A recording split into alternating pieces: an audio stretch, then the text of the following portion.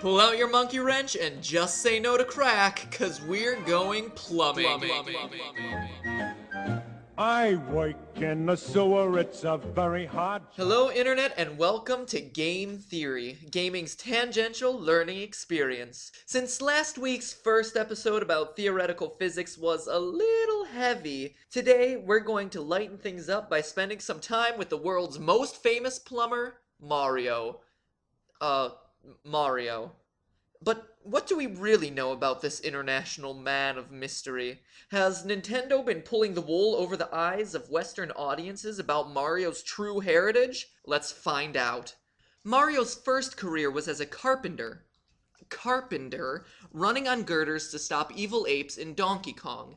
It wasn't until the 1983 arcade game Mario Brothers that he got his start as an Italian-American plumber in New York. In it, Mario and brother Luigi must combat turtles, crabs, and flies wandering through the pipelines. So, as someone currently living in New York and figuring that flies in a sewer are a given, I ask, do we really have turtles and crabs running through the city's pipes? Well, let's start with the crabs. The long winters of New York and the already polluted and cold conditions of the sewer would make it pretty challenging for a crab to survive. However, in Italy, with its warmer climate, crabs in the sewer date back to the year 100, when Emperor Trajan imported crabs from Macedonia and set them free in the center of the town forum as part of a pagan crab festival. Those that escaped into the sewer thrived, and to this day, they are called Trajan crabs, or sewer crabs. But what about turtles? And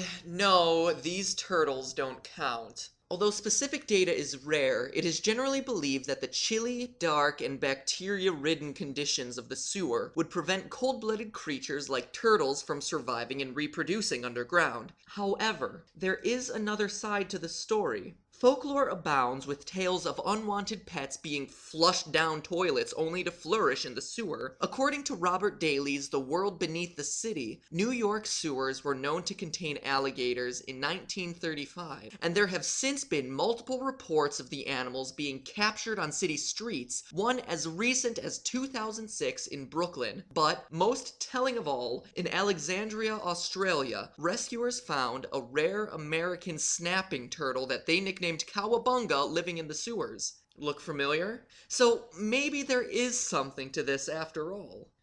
Moving on to our portly plumber's signature adventures with the Super Mario Bros. Games, our red-clad hero finds himself in the Mushroom Kingdom, a plumber's paradise of pipes, clogged with fire-breathing weeds and elaborate brick sewers. I originally wanted to explore if it was possible to clean out pipes using fireballs, since that seems to be Mario's only plumbing technique, but Google searching for weed in pipes didn't give me exactly what I was looking for. However, I did dredge up this factoid. Pets aren't the only things being flushed down toilets. Another popular staple of New York sewer folklore in the 1960s was that of New York White, an especially potent albino strain of marijuana growing from seeds in pot baggies that had been flushed down toilets during drug raids. Unfortunately, there was never any verification of this, probably due to the alligators and mutant turtles guarding their stashes. But on a somewhat related note, last month, 39 pounds of pot were found clogging the sewers in Arizona. So maybe Mario had some ulterior motives when he lit up the weed in those green pipes. Speaking of green pipes, that's a weird color for a pipe to be, right? Not really. For one, many pipes are made of copper, and copper exposed to moisture oxidizes, creating a green patina on its surface. For a classic example, just look at the Statue of Liberty. So perhaps the plumbing in the Mushroom Kingdom is all copper and just a little aged. But there is another explanation. With the green movement in full swing, more and more companies are covering their products in this quote-unquote eco-friendly color. For instance, the German company Aquatherm has built their reputation around a signature product line, the aptly named Green Pipe. One final note about Super Mario Bros.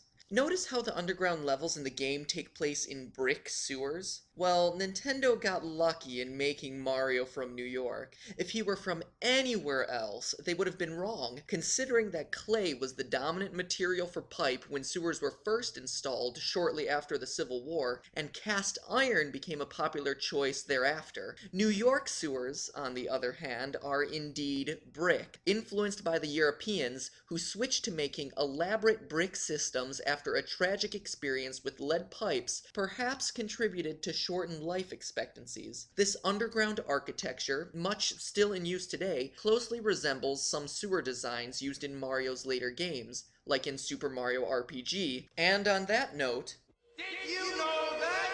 In the forest maze of Super Mario RPG, Mario experiences a different kind of pipe, log pipes, that function much in the same way as the normal green variety. Surprisingly, we once again find ourselves looking abroad for the real-world example. Perhaps as early as the 13th century, people in England were using hollowed-out elm logs for water pipelines. The US eventually caught on to the idea, installing wooden pipes in the early 1800s.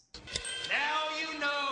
And now it's time for my final thought. We've grown up believing in what Nintendo has always told us, that Mario is a true-blooded Italian-American from New York living in the Mushroom Kingdom. But what we've seen here today might point in another direction. We've learned that crabs run rampant in the sewers of Italy, and that turtles may have a better chance of surviving sewer conditions in warmer climates. We now know that a leading green pipe manufacturer has a headquarters in Germany, and that brick sewer structures and log drainage systems are more commonly found in old European cities. So what does that tell us? Only this: that our Italian-American plumber may actually have fewer American ties than we've been led to believe, and that perhaps the Mushroom Kingdom is actually found in the old continent. As one last nail in Mario's coffin, as anyone in New York can tell you, no real New Yorker would be caught dead wearing bright colors. His garish red garb is much more suited for the frou-frou stylings of a European man.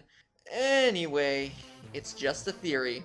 A game theory. Thanks for watching.